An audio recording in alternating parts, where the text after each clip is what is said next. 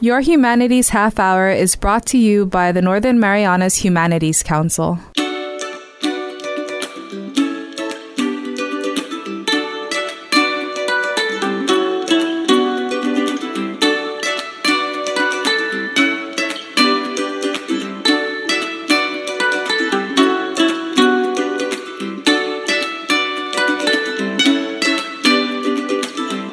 Hapadedes and Dero, welcome to Your Humanities Half Hour. I'm Catherine Perry, and today we have an organization that we're chatting with that is doing and has been doing a lot for the community over the last 40 years, and that is Karidat. And our guest today is the Executive Director, Lauri Ogumoro. Auntie Lauri, welcome to the show. Thank you, and good morning. Glad to be here. It's Karidat is really a familiar name to a lot of people because you've been helping so many people for so long. Tell us about this organization. Well, Karidat was founded by Bishop Tomas Camacho on May 5th, 1980, and it was his brainchild to provide services to the community, family services, food, counseling services, and from there things have just continued to grow into the different services that we have today. So, I mean, they had an initial group of founding board members who met and, just had that vision of, providing advocacy and justice and convening the community to build a safety net for those who perhaps needed a little help in our community. So we're still here after 40 years. You've been the executive director since 2015, but Karidat has actually been in your heart for a lot longer than that. Yes. So I was a board member for a while, and in 2002 I started working at the women's shelter, and then was really engaged in providing services to victims of domestic violence, sexual assault, and human trafficking, which is really sort of my passion. And then when the executive director, Miss Angie Guerrero, retired, I was sort of pushed into the executive director role. So now I'm really doing a lot of administrative work. So I really miss working directly with one-on-one with the clients, but I do find myself working still with a lot of the human trafficking survivors. So I still get to work with the survivors and victims. So that's sort of what makes you a social worker, is that I'm a people person. So, but having that. Having that experience really helps you when you have to write grants and tell your story about why Karidat does this and why we need the funding and why we're here and what we're doing. That really helps. A little later in our show, we will talk about the victim advocacy programs that you have as you have experience in. But let's start off with a couple of your other programs, which are very pertinent and seem to be very busy during this time with the economic downturn, family service program and disaster services. Let's start off with what is family service program in general and what's happening today with families that are being economically affected by COVID-19. Yeah, the family services program has sort of kind of been morphed into the family services, and it's a disaster program right now. The family services program encompasses it encompasses our food pantry, rental assistance. We have a clothing program. We are just about ready to open our thrift shop. We get a lot of nice donations from the community of gently used clothes. So we have been having rummage sales. The sales from the rummage sales, the money goes back into the food pantry. So we're looking at ways to help support the food pantry, and then the food pantry goes back to serve the families who come and ask for assistance. So that's, they may come for different needs. So that's sort of what, and so now because of this COVID-19, as soon as they stopped the flights from China, as soon as, we started seeing the low hotel occupancy, a lot of people had their hours reduced. And now it's sort of had that snowball effect, and now people are having been furloughed and losing their jobs and we all know what's going on. And now, so we have people coming asking for rental assistance and food assistance, and so now it's really becoming a bigger, really a sort of a disaster for our community. And so we wrote to Catholic Charities USA and asked if we could use our U2 disaster assistance funding from 2018. See, this is a new disaster on top of our U2 disaster, because people were just starting to get back on their feet. Yeah. And now this is just pushing them back again. And, what are our families going to do? So they said, yes. Oh, wow. Go ahead. So now we can extend that. So we also wrote an additional grant because they identified additional funding and say we need more money for our food pantry. So hopefully, we haven't heard yet if they will give us money for that, but that's all sort of the family services. So mainly it's, rental assistance and food. And one of our big sources of funding is from the emergency food and shelter funding from the United Way in the United States. And the problem with that is that funding actually expires on March 31st. So we have to spend all that money. So we're, we have to, buy all the food, spend all the rent. That's not hard to do right now because a lot of people are looking, and that's economic emergency. So everybody fits that. And so we ask people, bring you the letters from your employers that shows that you have reduced hours. Bring us your check stubs because you have to prove to us that you do have this need. And, by God, people can bring that and they can show it to us. And so we are trying to help as many people as we can. As long as our funding is available, we will do what we can for people. And so on normal times, we may serve like 250 people a month at our food pantry. In the first 10 days of March, we helped 653 people. So this is with our food pantry being open only half day because we have to restock. We have to, we have to bag the food because we can't, just go and we have to make it fast, obviously, because people are coming and they need, and we have to make it fair because, why do they get that? So, but we're still trying to serve people, that may not be working. Still, we are the church, and we still try to provide what we can to whoever needs. So that's sort of, it's all kind of morphed together right now. But our disaster, after Typhoon Sodalor, we were really busy. We were renting a place, and we were really out there, and we got a lot of great donations, and we could really work and package food, and we went out to all the parishes. But after Typhoon U2, we lost the whole roof on our building, so we had a whole different experience.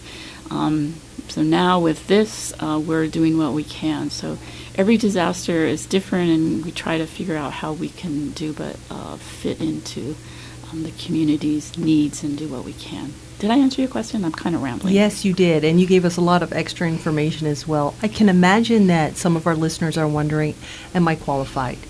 Who do you serve, and maybe if you could mention what people should bring with them if they're planning on coming. So I'm sure you guys are busy. They don't need to call.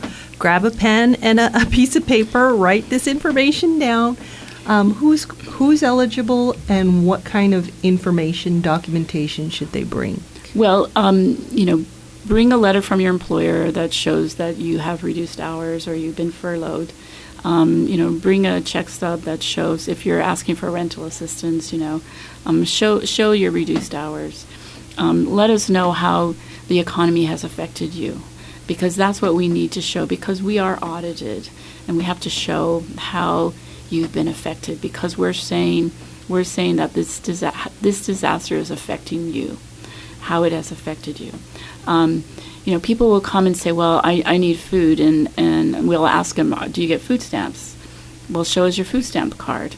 And we can tell from your food stamp card that you just picked up your food stamps, and we'll say, well, come back, at the end of the month, and we'll help you, because we know you just picked up your food stamps 2 days ago, so you should be okay for right now. Share what we have with those folks in the community that don't have food stamps. We're trying to reach out to, there are people who don't have food stamps. If we are encouraging people that have U.S. citizen children, if they don't have food stamps, to go and apply. There was an article by Walter Marianas that it's not affected by the public charge. So if you have concerns about that, we encourage them to talk to the food stamp people, to consult with Micronesian Legal Services or a lawyer if they're worried about that. We're not lawyers, so we can't advise you about that. So as far as Karidat in your services, are there any citizenship or residency requirements? No, there are none. And we do not ask you your status. Okay? We will ask for identification because we need to keep track, because we do have to keep track of who we're serving, because we have to count, and we want to make sure that we're not serving you 5 times in a month, because we're trying to serve as many people and we're trying to give everybody a chance. We have limited funding, so we're trying to spread it out across as many people as possible to make it fair. You mentioned also a little bit about disaster services. Are there any other services you provide in a disaster that you haven't yet had to go to yet in this COVID-19 instance, or are you pretty much providing everything at this point? We're providing everything we have right now, so we're waiting to see what's going to come.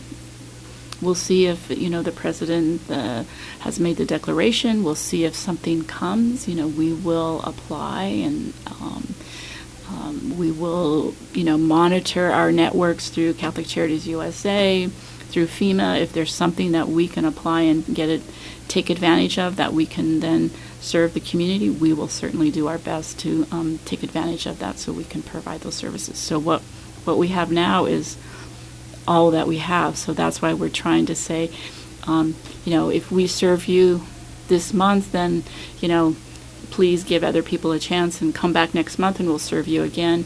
As long as we have stuff available, then we will do it. And you're open to have people come in the morning, is that correct? For food assistance, it's 8 to 12. Okay. And what if they need assistance with rent? Then it's 8 to 4. Okay. Let's talk a little bit. We were chatting before the show started about, obviously you guys have a lot of people, much more, exponentially more than you would normally have coming into your office. How can we as a community support your efforts best? Well, there's that saying that we all do better when we all do better. So, help your neighbor. I mean, if you don't necessarily have to do anything for Karidat, but if you can help your neighbor, then help your neighbor. If you want to donate canned food or give a monetary donation to Karidat or your own church, and then your church can then spread it out. I mean, we're trying to help the community. Everyone's hurting. If you have a little bit more, then you can share it with those who have less. I think that's what we're all asking of everybody.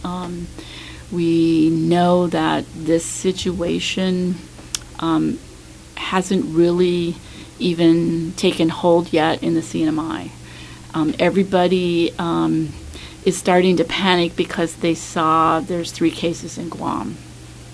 We haven't heard what is happening yet on Saipan, but we know that it's in time we will have our own cases here. So we all have to practice social distancing and taking care of ourselves and our family and be safe. And if we can, take care of our neighbor, and if our neighbors are elderly and you can do something for them, then that's how we can help each other. And in a sense, then you're helping Karidat, because Karidat means charity. And if we can be charitable to each other and to our neighbors, our family, then in a sense we're helping everybody. And I think that's what we're doing. We're asking everybody. That's a good point. So if there are individuals interested in helping, Karidat, just a few pointers. If you're planning on donating clothes, make sure that, as Auntie Lauri said, they're gently used. It sounds like you're doing a lot of work with a few people, so save them the trouble of having to go through our clothes and determine what is actually appropriate to pass on to somebody else. And just make sure you give them the best of your used clothes. And if you're donating canned goods, please don't donate anything that's going to expire within a week or two. Like, how long a period? Because they need to go through it, they need to package it, they need some time to get this into the hands of people who need it, and then those people need time to be able to consume it. So at least a month or earlier, much earlier. We welcome donations. We welcome canned food donations. We welcome that because we can then give it out to those who need it. We do worry that we will run out of our funding and we will run out of canned food. So what we have is we're going to give it out till we exhaust it, and so we will. We hope that we will get donations from the community from those who have what they can share with the rest. We'll see how it goes. This is times that we haven't really lived through. We've lived through a lot of things, but we haven't lived through a pandemic. The pandemic like this probably. The Spanish flu in 1918. I wasn't alive in 1918, so I don't remember what it was like, so I don't know.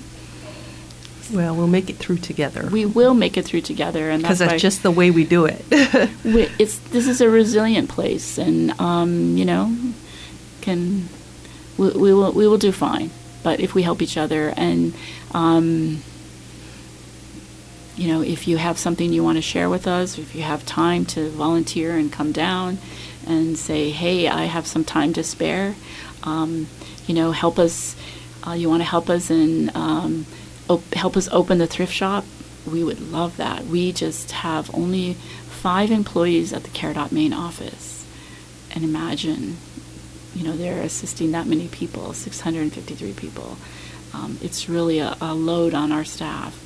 So we don't really have staff to open the thrift shop. So if there's people who want to help us open the thrift shop, we would love you to come down and help us, because we have gently used clothes that have been, ready. It's ready to open. So come down. There are people that need something. They can afford something in the thrift shop.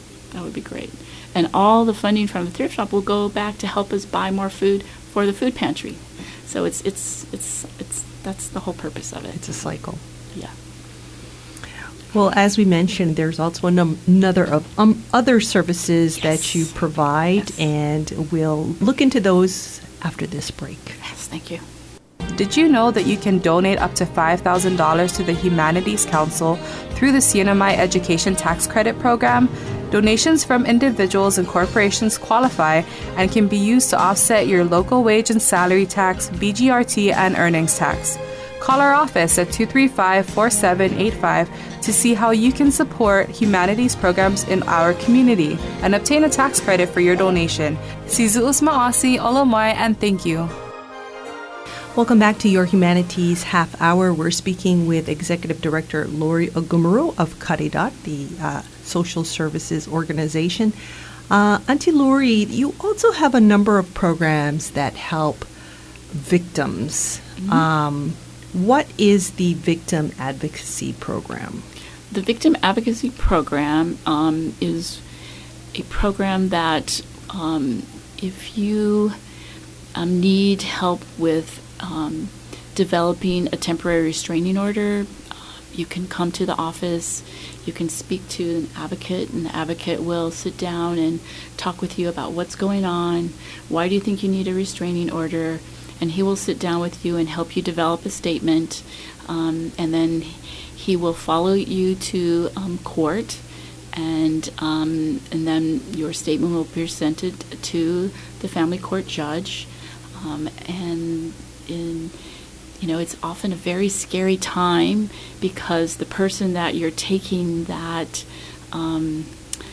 temporary restraining order is sitting right there in court with you, and often it's a domestic violence situation, so you have the advocate with you, and so being accompanied by somebody, a supportive person, is very helpful. And then the judge will listen to it and then will hopefully grant you an order of protection.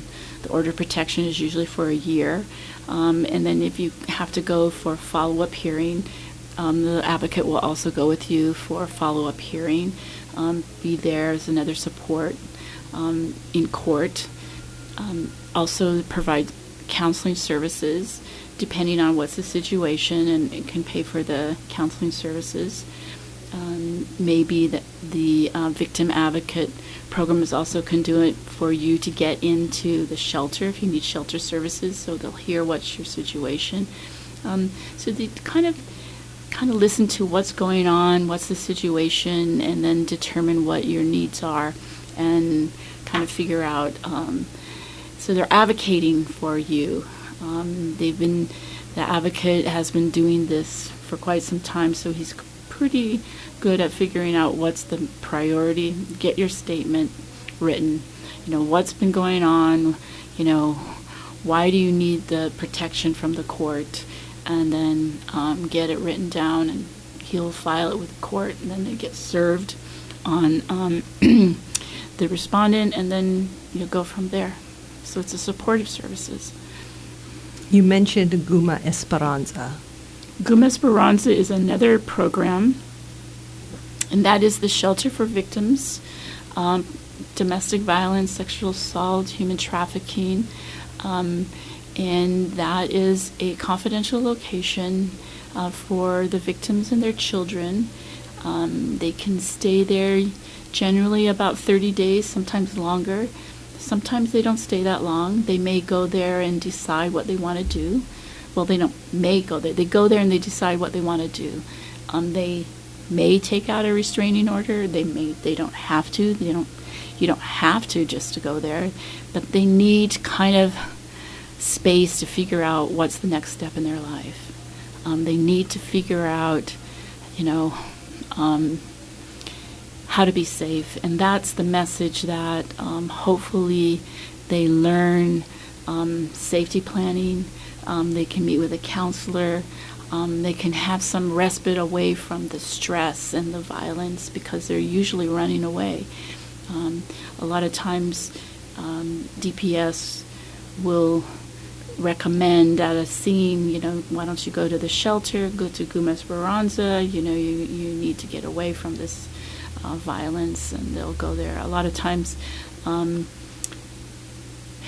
they don't quite understand what it is, and once they get there, it's like, okay, they can take a breath, relax, and get a good night's sleep, because we have a saying at the shelter that if you can get a good night's sleep, you can make a better decision for yourself and your children the next day. Mm-hmm. And that's really what it is, because if you're so afraid and you can't sleep, think about it. What can you do? But if you can get a good night's sleep, you can make a better decision. And you cook for yourself and your children, and you're there, and you're in a safe location. So it's hopefully it's a healing place, and you can work with a counselor. Some women only stay for a few hours and leave. And some women don't want to leave. We've had men in the shelter, so we don't discriminate. But of course, if we have a man in the shelter, it's a little bit tricky, but it happens. Every case is different. How many people can you serve, or how many families at Guma Esperansa, which actually means House of Hope? It means House of Hope. Well, the rooms are large, so we've asked if we try not to turn anybody away, because it's the only shelter on the island, and we do fly families from Rhoda and Tinian. It's a little bit tricky because of the flights, and getting them and their children safely up to Saipan. What was the question? How many people can you? We serve. Okay, so the rooms are large, so we try to, let's just say the most people we've had there at one time was 30. So that's quite a number. That's quite a number, because sometimes women come with 10 children. Yeah. and that's a lot. But we have 5 rooms, so we can comfortably have 6 families. We have 5 rooms, and we have an ADA room downstairs, so it's all ADA compliant. You also mentioned that you help victims of human trafficking? Yes. Yes, we have a large human trafficking program, unfortunately, on the island.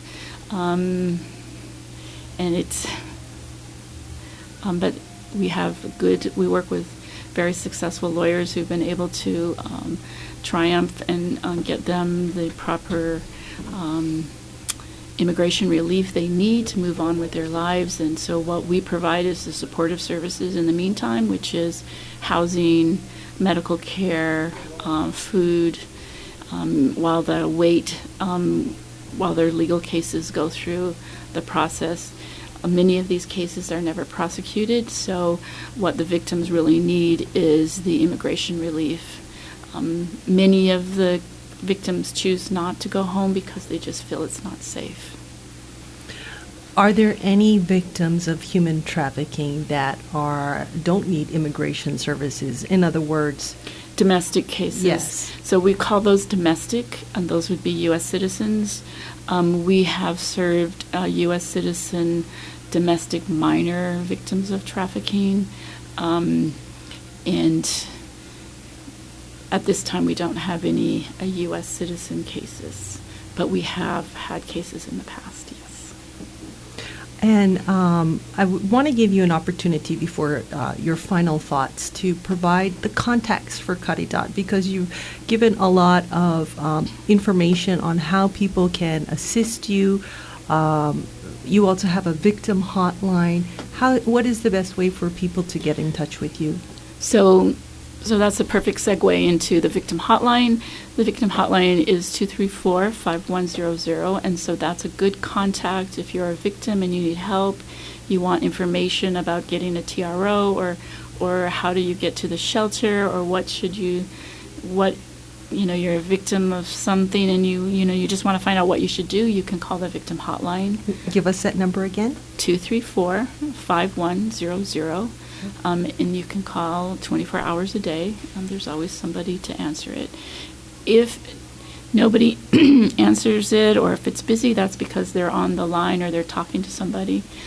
So try it again. The other number you can call is 234-6981, and that's the Karidat main line.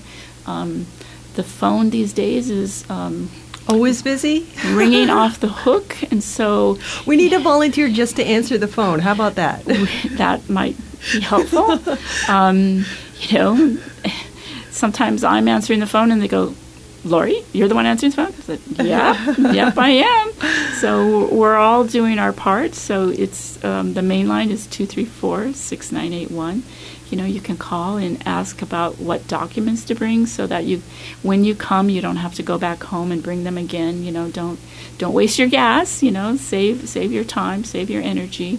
We are trying our best to make sure people bring what they need. So call us and ask. We'll if you don't get through, call again. We like I said, we have a small staff and they're very busy. So if you want to volunteer. Yes, and you also have a Facebook page, correct? We have a Facebook page. Okay. Our website is almost ready to go up. The Diocese of Volin has donated the website to us, and they're just about ready to put it up. We're looking forward to getting that up. It's going to be great. Wow. Well, I really want to thank you for making time for us today, because it sounds like you really had to sacrifice a few things to come and share all of this with us. Any final thoughts before we go? I think we're all going to get through this. It's trying times for everybody. But Saipan is a very resilient place. We'll survive. We can get through this time, and we've done great things together as a community, and we'll muddle through this time and figure it out. So I thank you for inviting me to talk. I hope I made some sense. So, absolutely. thank you.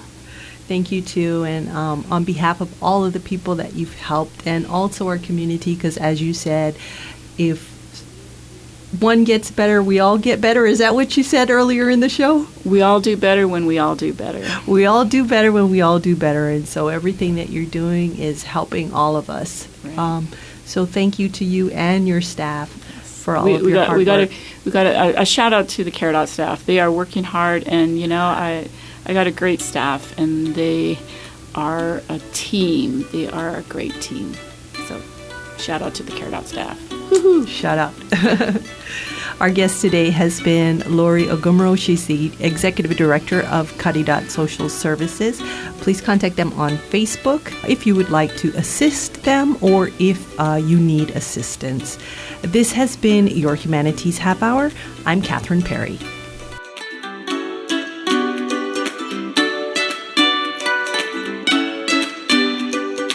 This program was supported by a We the People grant awarded to the Northern Marianas Humanities Council from the National Endowment for the Humanities. Any views, findings, conclusions, or recommendations expressed in this program are those of the participants and do not necessarily represent those of the National Endowment for the Humanities or the Northern Marianas Humanities Council.